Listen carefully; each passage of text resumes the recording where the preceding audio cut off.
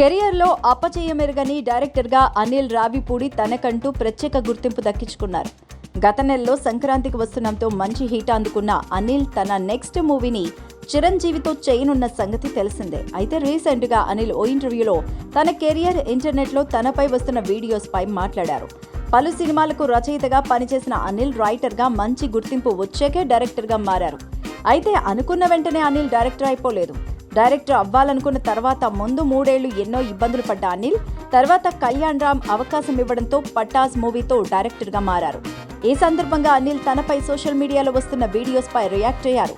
తన గురించి ఇష్టం వచ్చినట్టు కథలు రాసి ఆ కథలకు మంచి వాయిస్ ఓవర్తో వీడియోలు క్రియేట్ చేస్తున్నారంటూ అవి చూసి కుటుంబ సభ్యులు, చుట్టాలు తన భార్యకు పంపి అనిల్ గురించి ఇలా అంటున్నారేంటి అంటూ అడుగుతున్నారని, ఇప్పటికే ఈ విషయంలో తను సైబర్ పోలీసులకు కంప్లైంట్ ఇచ్చానని, ఇప్పటికైనా అలాంటివి చేయడం మానేస్తే బాగుంటుందని కూడా అనిల్ హెచ్చరించారు.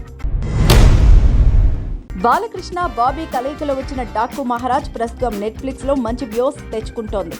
ఈ మూవీలోని పలు వీడియోస్ నెట్టింట వైరల్ అవుతూ ఉండడంతో డాకు మహారాజ్ ఇప్పటికీ వార్తల్లోనే నిలుస్తోంది. అయితే ఈ సినిమా కొన్ని ఏరియాస్లో కనీసం బ్రేక్ ఈవెన్ కూడా కాలేదు.